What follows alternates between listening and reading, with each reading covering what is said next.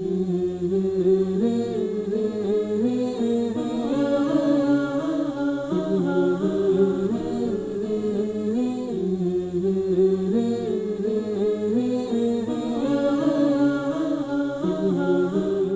باللہ من الشیطان الرجیم، بسم اللہ الرحمن الرحیم۔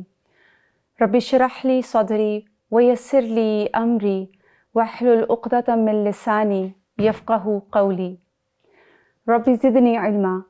السلام علیکم ورحمۃ اللہ وبرکاتہ۔ Eternal lessons dealings of the prophet صلی اللہ علیہ وآلہ وسلم کے نئے ایپیسوڈ کے ساتھ میں رابعہ کلیم آپ کی خدمت میں حاضر ہوں۔ اللہ سبحانہ تعالیٰ فرماتے ہیں، لَقَدْ كَانَ لَكُمْ فِي رَسُولِ اللَّهِ أُسْوَةٌ حَسَنَةٌ لَمَنْ كَانَ يَرْجُو اللَّهَ وَالْيَوْمَ الْآخِرَ وَذَكَرَ اللَّهَ كَثِيرًا۔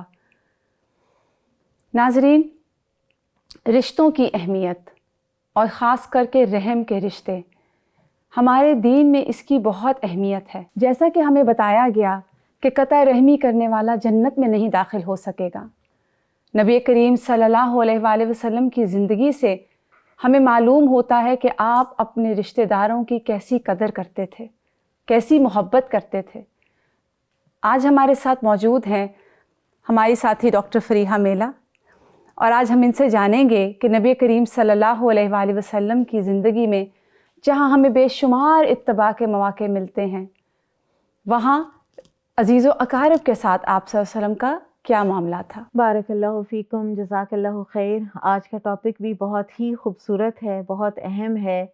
انسان کی زندگی خوبصورت ہی بنتی ہے اس کے رشتوں کی وجہ سے، اور رحم کے رشتے اللہ سبحانہ وتعالیٰ نے قرآن میں بھی ہمیں حکم دیا کہ ان کو ہم قائم رکھیں، ان کو ہم مضبوط رکھیں، ان کا ہم حق ادا کریں، اور ان کی حق تلفی پر بہت بڑی پکڑ بھی ہے۔ اور رسول اللہ صلی اللہ علیہ وسلم کی جو کامل حیات ہے، اس میں ہمیں عزیز و اقارب کے ساتھ کس طرح سے ڈیل کرنا ہے، کس طرح سے معاملات کرنے ہیں، اس کا بھی ہمیں بہترین نمونہ ملتا ہے۔ آپ صلی اللہ علیہ وسلم کے عزیز و اقارب میں اگر ہم دیکھیں تو آپ صلی اللہ علیہ وسلم کے متعدد چچا، ہمیں ان کے نام بھی ملتے ہیں، جو کہ بعثت سے پہلے کچھ کی وفات بھی ہو چکی تھی۔ بہرحال جب آپ صلی اللہ علیہ وسلم نبوت پر سرفراز ہوئے ہیں تو اس وقت آپ صلی اللہ علیہ وسلم کے 4 چچا تھے حیات، اور وہ تھے ابو طالب، ابو لہب، حمزہ رضی اللہ عنہ اور عباس رضی اللہ عنہ۔ اور اب جانتے ہیں ہم کہ عباس اور حمزہ رضی اللہ عنہم یہ دونوں مسلمان ہوئے ہیں۔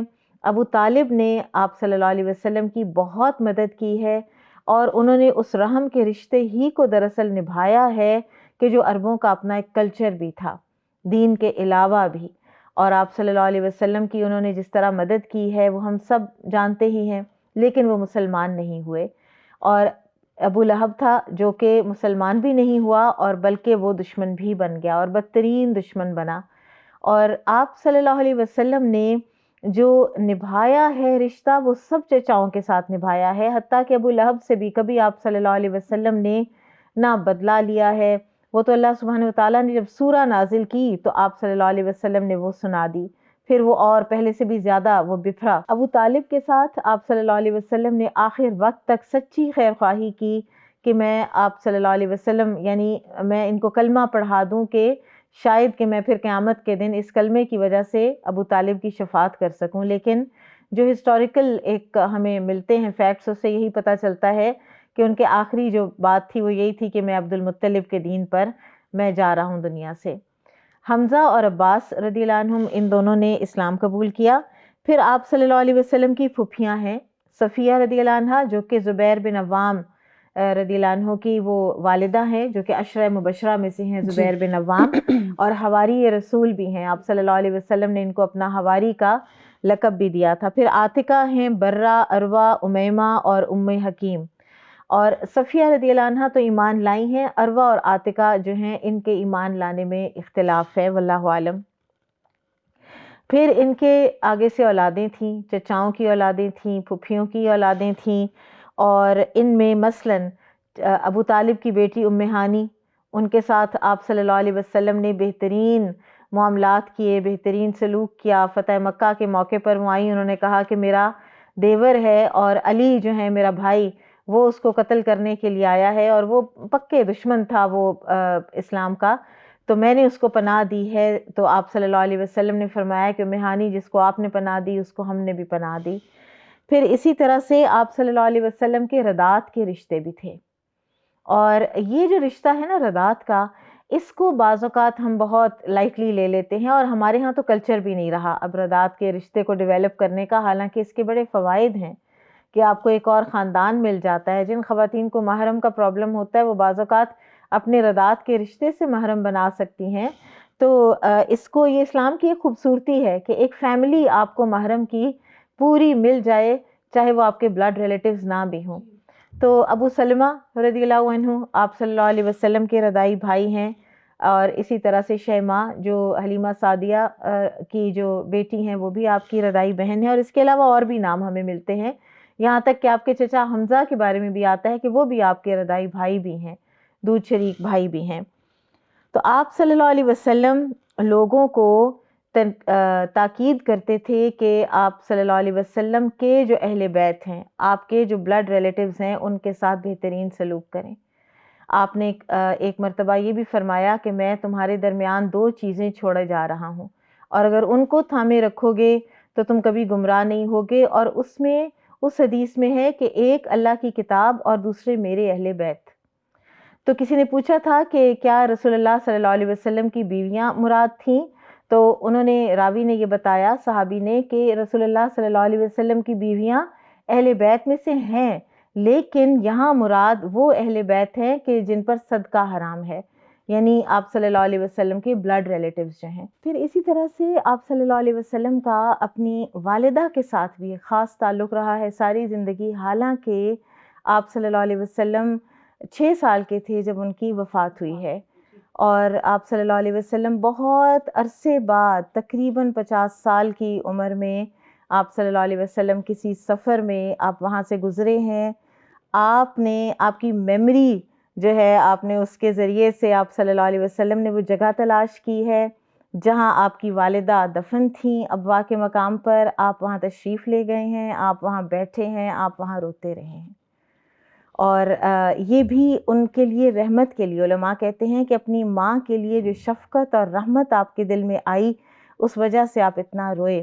اور پھر آپ صلی اللہ علیہ وسلم نے اس موقع پر فرمایا کہ میں نے اپنے رب سے اجازت مانگی کہ میں اپنی والدہ کے لیے استغفار کروں تو مجھے اجازت نہیں دی گئی، اس لیے کہ بہرحال وہ ہم یہ نہیں کہہ سکتے کہ وہ ایمان لائیں یا وہ نہیں لائیں، تو اللہ تعالیٰ نے اس چیز کا دروازہ کھولا ہی نہیں، اور تاکہ کوئی اس قسم کے کسی شک میں پڑے ہی نہیں۔ اور پھر آپ صلی اللہ علیہ وسلم نے فرمایا کہ میں نے اپنے رب سے اجازت مانگی کہ میں اپنی والدہ کی قبر کی زیارت کر لوں تو مجھے پھر اس کی اجازت دے دی گئی، اور پھر فرمایا کہ تم بھی قبروں کی زیارت کیا کرو کیونکہ اس سے موت یاد رہتی ہے۔ تو قبروں کی زیارت کا جو ایک نیت ہے وہ یہ ہونی چاہیے کہ ہمیں اپنی موت یاد آئے، ہمیں عبرت آئے کہ آج یہ جو ہمارا اتنا پیارا عزیز چلتا پھرتا ہنستا کھیلتا وہ اگر قبر میں ہے تو کل میں نے بھی ادھر ہی ہونا ہے۔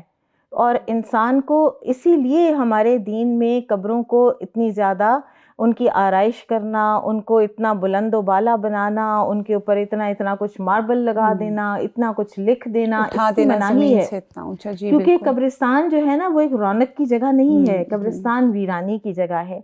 تو اور اس کی جو زیارت قبور کی ایک واحد وجہ ہے وہ یہ ہے کہ آپ کو خود کو عبرت آئے، آپ اس نیت سے نہیں جائیں گے کہ وہاں وہ انسان ہے اور یا میں اس سے باتیں کرنے جا رہی ہوں یا میں یہ نہیں ہونا چاہیے۔ ہماری نیت ہونی چاہیے کہ ہمیں عبرت آئے کہ اصل انجام یہ ہے، اور ان مراحل میں سے ہر کسی نے گزرنا ہے۔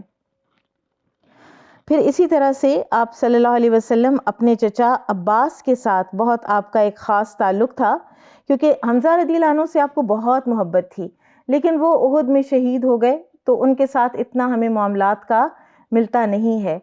جو عباس ہیں آپ کے چچا، ان کے ساتھ بہت آپ کا ہمیشہ تعلق رہا ہے، انہوں نے بھی خوب تعلق نبھایا۔ غزوہ بدر میں عباس رضی اللہ عنہ بھی لائے گئے تھے، ان کو زبردستی لایا گیا، بہرحال وہ قیدیوں میں آئے اور ان کو باندھا گیا تھا، اور ان کی آواز سن کر آپ صلی اللہ علیہ وسلم بہت بے چین ہوئے تھے۔ تو کچھ صحابہ جو ہیں وہ اٹھے اور انہوں نے کھول دیا، تھوڑا سا یعنی ڈھیلا کر دیا ان کے بندھن کو. تو آپ صلی اللہ علیہ وسلم کو جب پتہ چلا تو آپ نے فرمایا کہ باقی قیدیوں کا بھی سارا جو ہے وہ کھول دیا جائے. اور اسی موقع پر کسی کی کوئی کرتا یا کوئی چیز جو ہے وہ پوری نہیں آ رہی تھی، کیونکہ وہ اونچے قد کے انسان تھے. تو اس وقت وہ جو رئیس المنافقین عبداللہ بن ابی ہے، اس کا ان کو پورا آیا تھا اور اس نے دیا تھا. تو آپ صلی اللہ علیہ وسلم نے جب اس کے انتقال ہوا عبداللہ بن ابی کا، تو اپنی قمیض بھیجی تھی. اور آپ دیکھیں کہ کس طرح سے ایک رشتہ داری کو آپ صلی اللہ علیہ وسلم نے آنر کیا ہے کہ میرے چچا کے اوپر یہ بھی کوئی وہ رہے نہیں، اور میں یہ بھی احسان اس منافق کا بھی میں اتار دوں. جس طرح سے ہم نے ازواج مطہرات میں دیکھا، اولاد میں دیکھا، اسی طرح سے کزنز میں بھی آپ دیکھتے ہیں کہ ان کی تربیت.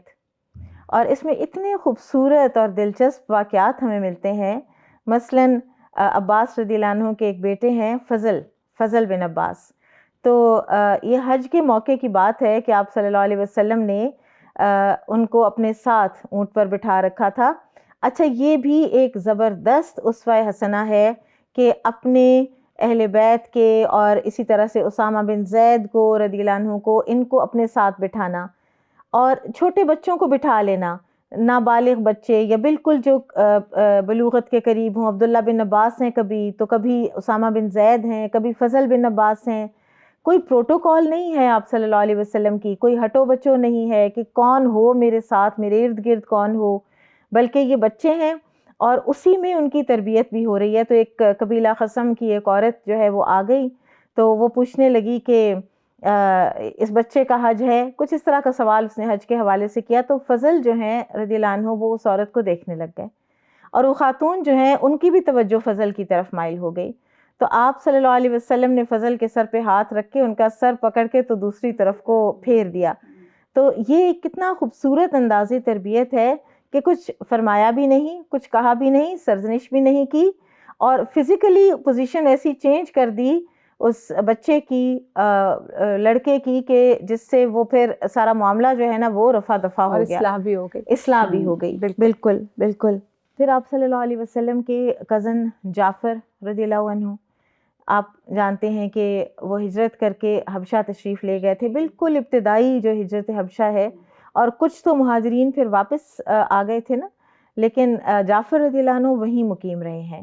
اور پھر آپ رضی اللہ عنہ تشریف لائے ہیں مدینہ سن 7 ہجری میں، جب خیبر فتح ہوا ہے. اور خیبر کا فتح ہونا ایک بہت ہی بڑی بات تھی، بہت بڑی اکمپلشمنٹ تھی مسلمانوں کے لیے. اور اس کا قرآن میں بھی خوشخبری ہے.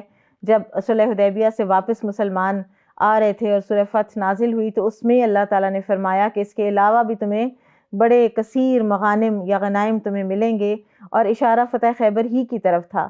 اب خیبر فتح ہوا اور ساتھ ہی جعفر رضی اللہ عنہ تشریف لائے، تو آپ صلی اللہ علیہ وسلم اتنے خوش تھے کہ آپ نے فرمایا کہ مجھے یہ نہیں پتا کہ مجھے جعفر کے آنے کی زیادہ خوشی ہے یا مجھے خیبر کے فتح ہونے کی زیادہ خوشی ہے. کتنا خوبصورت انداز ہے نا اپنے کزنس کو یا اپنے رشتہ داروں کو ویلکم کرنے کا، جس سے دل ان کا خوش ہو جائے. بالکل. اور امپورٹنٹ وہ فیل کریں، ان کو امپورٹنس فیل ہو. اور ایسے لگتا ہے جس سے واقعی دیکھیے ایک بڑا نیچرل بیہیویئر ہے نا، کہ دل میں محبت کا ہونا. کزن قریب نہیں ہے، دور ہے، لیکن محبت اپنی جگہ قائم ہے کہ اس کو دیکھ کے آپ ایکسائٹیڈ ہو جائیں، خوش ہو جائیں. بہت ہی نارمل اور بڑا نیچرل جسچر ہے. نارمل نیچرل جسچر کے سے ہی ایک بات اور ایک واقعہ ہے کہ جب غزوہ موتہ ہوا اور مسلمانوں کے 3 امراء جو ہیں وہ شہید ہوئے تھے. سب سے پہلے زید بن حارثہ رضی اللہ عنہ شہید ہوئے، پھر جعفر رضی اللہ عنہ شہید ہوئے. آپ دیکھیں کہ سن 7 ہجری میں وہ تشریف لا رہے ہیں، اور کوئی تقریباً 2 سال کے عرصے میں موتہ میں وہ شہید بھی ہو گئے. یعنی آپ صلی اللہ علیہ وسلم کے ساتھ پھر ان کی زندگی کا بس اتنا سا ہی وقت اس دنیا میں گزرا. تو جب وہ شہید ہوئے اور آپ صلی اللہ علیہ وسلم کو جب بذریعہ وحی اللہ سبحانہ و تعالیٰ نے بتا دیا تھا، وہ ساری ہمارے پاس اتنا وقت نہیں ہوتا کہ ہم پوری ڈیٹیل واقعات کی بتائیں. اس کے لیے میں ضرور اپنے ناظرین کو بھی کہوں گی کہ سیرت کی کوئی نہ کوئی اچھی کتاب آپ ہر وقت پڑھتے رہا کریں. ایک ختم ہو تو انسان کو کوئی اور پڑھنی شروع کر دینی چاہیے، تاکہ سیرت جو ہے وہ ہم ریوائز کرتے رہیں. اور آپ یقین کریں کہ آپ جب سیرہ پڑھیں گے، آپ تب ہر دفعہ کبھی یہ نہیں ہوگا کہ آپ کہیں کہ میں نے ایک دفعہ پڑھ لی ہے تو یہ تو مجھے سارا پتہ ہے. وہ ہمیشہ آپ کو نت نئے جہتیں دے گی اور نت نئی آپ کو سبق حاصل ہوں گے اس میں۔ بہرحال تو جعفر رضی اللہ عنہ کی شہادت کی خبر جب آئی تو آپ صلی اللہ علیہ وسلم خود اسماء بنت امیس ان کی بیوی تھیں، ان کے گھر تشریف لے گئے۔ خود آپ نے جا کر خبر دی ہے کس طرح کہ آپ صلی اللہ علیہ وسلم نے فرمایا کہ میرے بھائی کے بچے میرے پاس لے آؤ، اور وہ خود راوی ہیں، وہ بچے عبداللہ بن جعفر چھوٹے سے تھے، اور وہ کہتے ہیں کہ ہم ایسے تھے جیسے کوئی چھوٹے چھوٹے چوزے ہوتے ہیں، اور ہمارے بال بکھرے ہوئے تھے، اور ہماری ماں ہمیں لے کر آئی تو ہم رسول اللہ صلی اللہ علیہ وسلم نے ہمیں اپنے ساتھ لگا لیا اور آپ رونے لگ گئے۔ اور وہ فرماتی ہیں اسماء بنت امیس کہ میں نے پوچھا کہ یا رسول اللہ کیا جعفر کی کو خبر آئی ہے؟ تو آپ صلی اللہ علیہ وسلم نے فرمایا کہ وہ شہید ہو گئے ہیں۔ اور پھر آپ صلی اللہ علیہ وسلم نے باربر کو بلایا، آپ نے فرمایا حجام بلاؤ، اور بچوں کی وہ کہتے ہیں کہ ہماری حجامت کروائی۔ پھر ہمیں نبی صلی اللہ علیہ وسلم، عبداللہ بن جعفر کہتے ہیں کہ جب وہ متا والا سارا لشکر واپس آیا ہے تو آپ صلی اللہ علیہ وسلم نے مجھے اپنے ساتھ اپنے اونٹ پر بٹھایا ہوا تھا جب یہ ان کو لینے گئے ہیں، ویلکم کرنے گئے ہیں خالد بن ولید رضی اللہ عنہ کی مائیت میں۔ اتنا ان بچوں کو آپ صلی اللہ علیہ وسلم نے پیار کیا ہے۔ اور ایک اور روایت میں آتا ہے کہ کچھ دن آپ صلی اللہ علیہ وسلم نے ان بچوں کو بالکل ہر وقت اپنے ساتھ رکھا ہے، کہ جس زوجہ مطہرہ کے گھر آپ تشریف لے کے جاتے تھے، عبداللہ بن جعفر کہتے ہیں میں اور میرا بھائی ساتھ ہوتے تھے، چھوٹے چھوٹے بچے۔ اور پھر آپ صلی اللہ علیہ وسلم نے فرمایا فاطمہ رضی اللہ تعالیٰ عنہ سے کہ ان کے گھر میں کھانا بھیجو۔ یہ ایک بہت خوبصورت کلچر ہے، اور بہت کیئرنگ جیسچر ہے، اور بہت خوبصورت کلچر ہے کہ ان کے گھر میں جتنا غم ہے، اور اس وقت جو وہ نہیں اپنے آپ کو، وہ یعنی ہو سکتا ہے کہ ان کو کھانا نہ ملے تو وہ کھائیں ہی نہیں، تو نہ ان کے اوپر یہ بوجھ ڈالا جائے کہ وہ خود اب پکانے کے لیے بیٹھیں، تو ان کا کچھ دن کے لیے خیال رکھنا یہ معاشرے کی کتنی خوبصورت بات ہے، مسلمان معاشرے کی۔ اور لیکن اس میں بھی ہم نے نا بہت تکلفات پیدا کر دیے ہیں اپنے معاشرے میں۔ اگر ہم دیکھیں تو ہم تو جس گھر میں جاتے ہیں جہاں پر کوئی خدا نخواستہ کوئی اس طرح مرگ واقع ہوئی ہوتی ہے، تو وہاں پر کھانا اور ٹیبل لے ہو رہے ہوتے ہیں اور بلایا جا رہا ہوتا ہے کھانے پر، تو صحابہ میں سے بعض یہ کہا کرتے تھے کہ یہ جو تم لوگ میت کے گھر سے کھانا کھاتے ہو، ہم اس کو نوحہ سمجھتے ہیں، یہ نوحہ کی ہی ایک قسم ہے۔ کوئی ٹریولر ہے، کوئی باہر سے آیا ہے تو وہ کھائے، اس کو دیا گیا ہے وہ کھائے، لیکن آپ اپنے گھر سے اٹھ کر اسی شہر میں گئے ہیں اور پھر آپ ایکسپیکٹ کرتے ہیں کہ آپ کو چائے پلائی جائے، آپ کو کھانا کھلایا جائے، پوری دعوت ہوتی ہے، اور گھر والے ایک الگ ٹراما سے گزر رہے ہوتے ہیں، مگر ان کو سب مہمانوں کو دیکھنا بھی ہے، پوچھنا بھی ہے۔ بالکل بالکل۔ اور اس کلچر کو ختم کرنے کی ضرورت ہے ہمیں جتنی زیادہ۔ آپ دیکھیں نبی صلی اللہ علیہ وسلم نے فرمایا البذاذۃ من الایمان،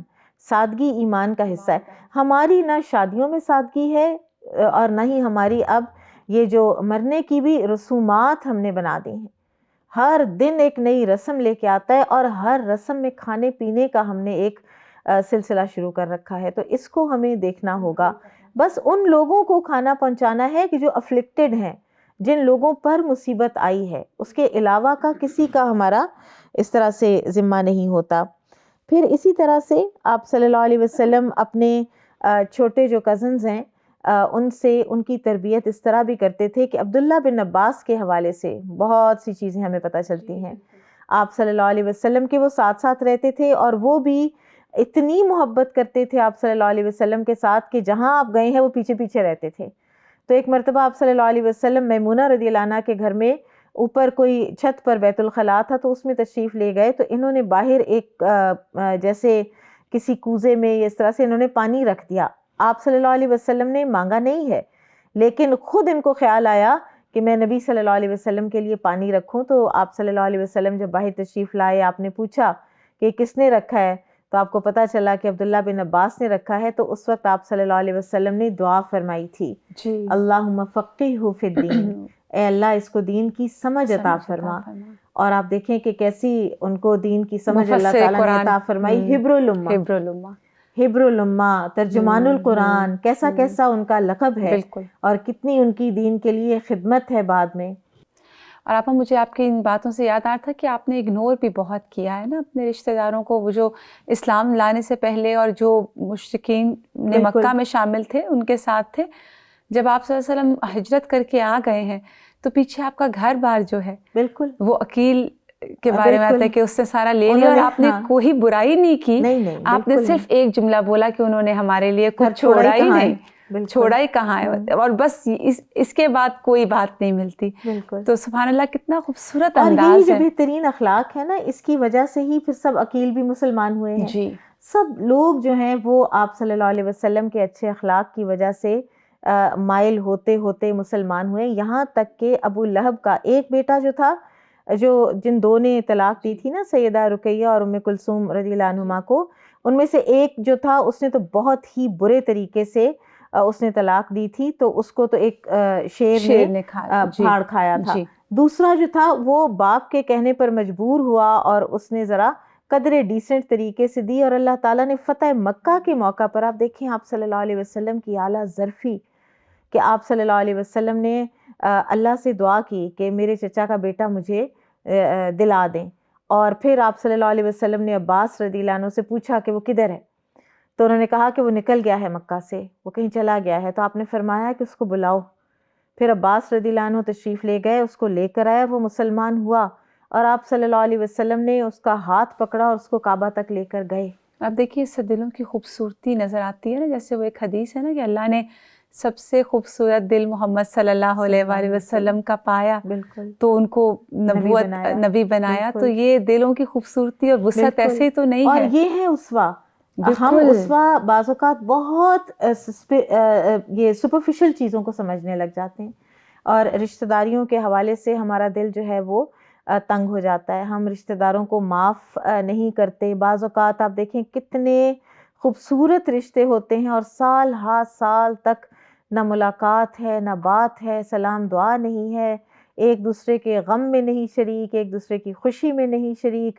تو یہ جہاں قیامت کے دن ہمارے خلاف حجت بننے والا ہے یہ اتنی بد اخلاقی، یہ دنیا میں بھی انسان کو پریشان ہی رکھتی ہے، کیونکہ صلہ رحمی سے رزق میں بھی برکت ہوتی ہے اور عمر میں بھی برکت ہوتی ہے. اور آپ دیکھیے کہ میں ایک اسکالر کو سن رہی تھی اور وہ کہہ رہے تھے کہ یہ ضروری نہیں کہ آپ بہت زیادہ ملیں. اگر آپ کو رشتہ داروں کی طرف سے تکلیف پہنچتی ہے، بعض اوقات ایسا ہوتا ہے، کچھ لوگوں کی زبان ایسی ہوتی ہے، معاملات ایسے ہوتے ہیں، آپ نہیں ان کے ساتھ چل سکتے، تو آپ صرف سلام دعا، اب تو بہت آسان ہے، واٹس ایپ میسیجز ہیں وہ، اور جیسے رسول اللہ صلی اللہ علیہ وسلم نے یہ بھی کہا نا کہ رشتوں کو تر رکھیے. بالکل. تو تر رکھنے میں تو ہم ایک میسیج ہی سلام دعا کا بھیج دیں، ایک کوئی نوٹ، فرق پڑ جاتا ہے. جی، اور اب تو سٹکرز بھی ہیں، آپ السلام علیکم کا ایک سٹکر ہی بھیج دیتے ہیں. بہت ہو گیا ہے، آسان ہو گیا. پھر اتنی ہی پوچھ بھی ہے نا پھر اگر اتنی آسانی میں. تو وہ کہہ رہے تھے کہ آپ ضروری نہیں کہ آپ ملیں اور گھنٹوں کی ملاقات ہو تو ہی آپ صلہ رحمی کر رہے ہیں. اگر آپ صرف حال چال پوچھتے ہیں، ان کو کوئی ایک چیز بھیج دیتے ہیں، کچھ اس طرح کی چیز، تو وہ بھی آپ کی طرف سے صلہ رحمی کا سٹیپ اور جیسٹر ہوگا. تو ہم منیمم سے شروع کریں، جیسے ہم نے بارہا بات کی کہ منیمم ہو بے شک لیکن مستقل ہو. تو یہ حدیث تو مجھے بہت ہی پسند ہے کہ رشتوں کو تر رکھیے. تو اور ایک اور جو آپ صلی اللہ علیہ وسلم کا انتہائی خوبصورت اخلاق ہے نا، وہ ہے دعائیں دینا. اور آپ صلی اللہ علیہ وسلم نے اپنے چچا عباس رضی اللہ عنہ اور ان کی اولاد کے لیے باقاعدہ دعا فرمائی. آپ نے فرمایا اللہم اغفر للعباس، اے اللہ عباس کو معاف فرما دے، وولدہ اور اس کی اولاد کو بھی، مغفرتاً ظاہرتاً و باطنتاً لا تغادر ذنبا اللہم احفظہ فی ولدہ. کیا خوبصورت اور مکمل دعا ہے کہ مکمل مغفرت عطا فرما میرے چچا عباس کو، میرے چچا عباس کی اولاد کو، اور ان کی اولاد کو حفاظت میں رکھنا. اچھا، ان کے بارے میں کہتے ہیں کہ یہ سارے جو بھائی تھے، عبداللہ بن عباس ہیں، قسم بن عباس ہیں، فضل بن عباس ہیں، اور ایک اور بھی ہیں میرے ذہن میں نہیں آ رہے، یہ سب بھائی جو ہیں یہ مختلف جگہوں پر، دنیا کے جیسے ہوتا ہے نا کہ مختلف گوشوں میں جا کے تو ان کی قبریں ہیں. اور کہتے ہیں کہ کسی ایک ماں کی اولاد اتنے مختلف جگہوں پر، اور اس لیے کہ دین کی خدمت کی جا سکے، دین کو پھیلانے کی خاطر، کوئی کہیں کوئی کہیں اور کوئی کہیں. اور اللہ سبحانہ وتعالیٰ نے واقعی بڑی برکت دی عباس رضی اللہ تعالیٰ عنہ کو نبی صلی اللہ علیہ وسلم کی ان دعاؤں کے نتیجے میں بھی. پھر ایک اور چیز کہ عباس رضی اللہ عنہ کی بات کی نا، بہت زیادہ قدر بھی کرتے تھے اور آپ سے مشورہ بھی کیا کرتے تھے آپ صلی اللہ علیہ وسلم.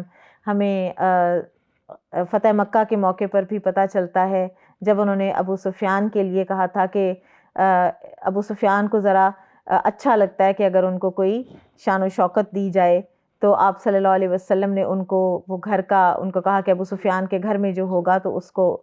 یہ ساری چیزیں جو ہے نا یہ بہت دوسرے کو مائل کرتی ہیں دین کی طرف. اور مجھے تو اس سے یہی میں نے سیکھا کہ ہمیں دلوں کو بہت بڑا کرنا چاہیے اور دنیا کے بجائے آخرت کو سوچیں. دنیا میں تھوڑا سا کسی کے رویوں پہ تنگ نہ ہونا اور دل کو بڑا کر لینا بہت زیادہ خیر لے کے آتا ہے. جزاک اللہ. ناظرین، انشاءاللہ آپ سے ملاقات ہوگی اسی پروگرام کے نیکسٹ ایپیسوڈ میں. ہم نئے ٹاپک کے ساتھ انشاءاللہ آپ سے ملاقات کریں گے. سبحانک اللہم و بحمدک، اشہد ان لا الہ الا انت، استغفرک و اتوب الیک.